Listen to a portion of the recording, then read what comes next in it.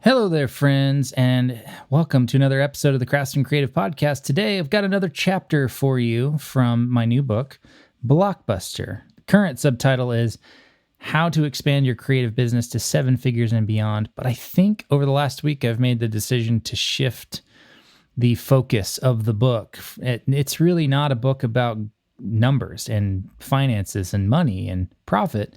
While we do cover those topics, it's really a book about impact. So I think the subtitle needs to change to talk about having a massive impact through your business. So I'm sure that'll change in the coming weeks as we go through this writing a book in public. That's part of how this works. I change things in real time, and you're seeing how and why I do those things. And that's why you might see the subtitle change, because it feels wrong the way it is now.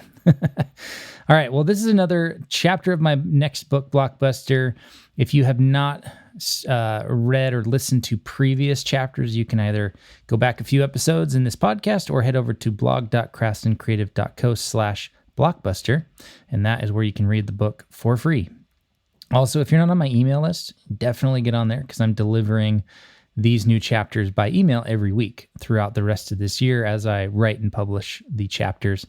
But a little behind the scenes might be interesting too, which is throughout the month of August, I'm going to finish the book, but I will be publishing chapters once a week. And since I have probably another 25 or 30 chapters that I'm going to publish, that'll take me to the end of the year.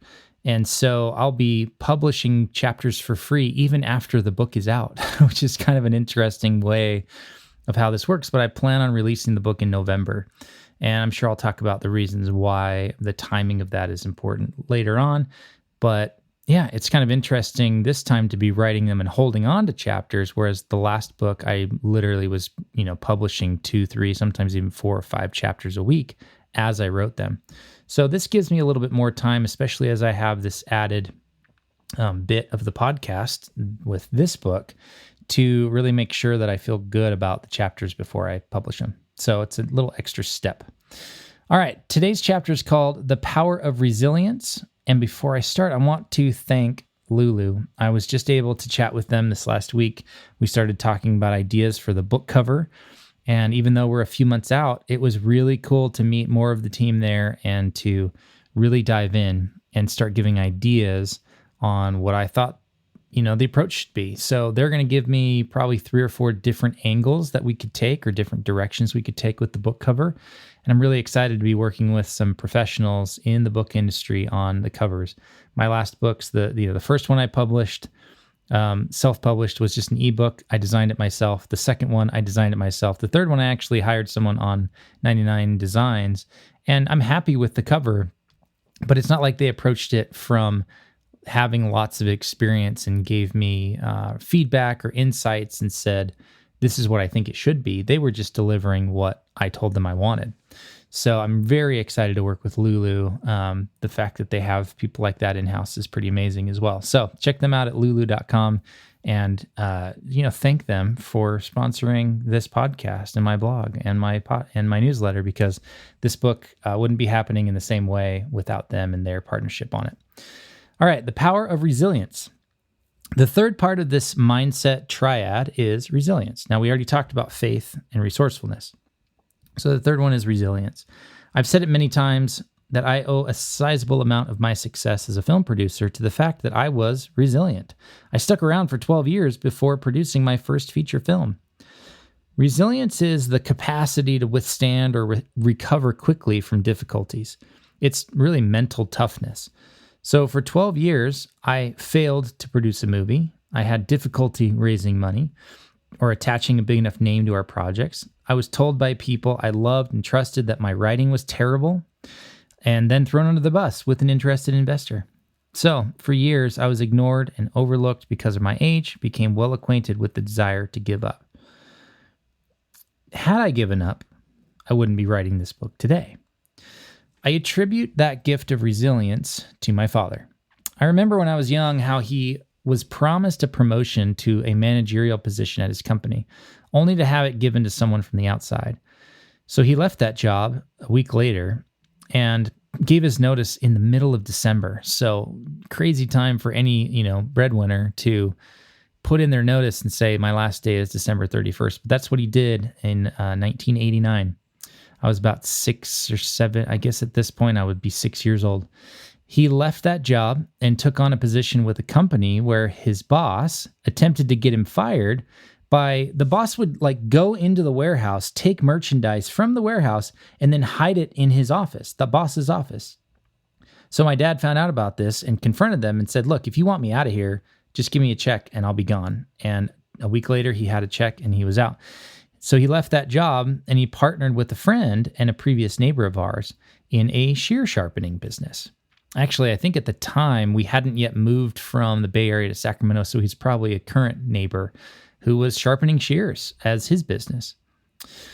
So I remember, I'm at this point, I'm 7 or 8 years old, probably. I think I think it was December 89. So I was, 6, 7, 8 years old when he was starting out this new business. And even then, I remember the long days, the late hours, the years of building a business from scratch. There was one point where he was even working 3 hours a night delivering pizzas for Domino's. I remember the hat and the polo shirt hanging in his closet. And I just remember how hard he was working and how resilient he was and how well he took care of our family. But he was really building a business from scratch, a new market of people, a new client base from scratch. And he did that for a long time until one day it just finally worked. Now he's been doing that job for over 31 years. His resilience comes from a single belief. If I can get one client, I can get 100. So in the early years, he would encounter salon after salon who replied, well, we already have a guy that does our sharpening. But he didn't give up. On the first day, he got 8 shears from one client. That was enough to buy groceries, he told me. He kept going. He kept knocking on doors. He kept expanding his radius until by year 5, he had hundreds of clients who then referred to him as their guy. All of us who choose the path of the entrepreneur, the creative business owner, will encounter rejection, failure, and discouragement. It's our resilience that gets us through it. So the question then is, how do you cultivate resilience? I have 2 thoughts for you. First of all, a no from a potential client is not a no. It's a not yet. Remember my dad. It took 5 years, but he won over an hour radius from our house over those 5 years and became their guy. So if you find yourself encountering a lot of no's, there may be a number of reasons, least of all being that they absolutely don't want what you're selling. Now, if my dad was going into a shoe store and trying to sell them, hair cutting shears, there's a pretty obvious reason why he's getting a lot of no's. So if that's the case for you, you're trying to convince the wrong people, which is a bigger problem that we'll cover when we talk about creating offers and building out your sales system. But besides presenting your offer to the wrong person, it may be the wrong time, the wrong price, or the wrong offer altogether. These are all things you need to rule out to ensure that you're only pitching to people who already value what you do. So my dad, for 5 years, went into salons and was pitching shear sharpening to people who owned and used and dulled shears through the process of doing their job. So it was a perfect fit. Having a process of staying in touch with your dream clients is an important asset for your business. My dad is famous in, that hour radius of Sacramento for being the guy that brings almond roca to every single one of his clients every single year. And he started doing that early on. He had a way of staying in touch with people, whether or not they were using him all the time or part-time or not at all. And so these are things that you can apply to your business. How are you going to stay in touch with your dream clients? That process becomes an important asset for your business. Most of my consulting and coaching clients over the years came 3 to 6 months after getting on my email list, generally from either seeing one of my lead magnets or hearing me on a podcast. I use email as a way to stay top of mind for people that are looking for what I offer, mainly because my clientele are all over the world. So the idea of sending almond roca in a little box, a Christmas box, to 3,500 people all over the world would be a business in and of itself.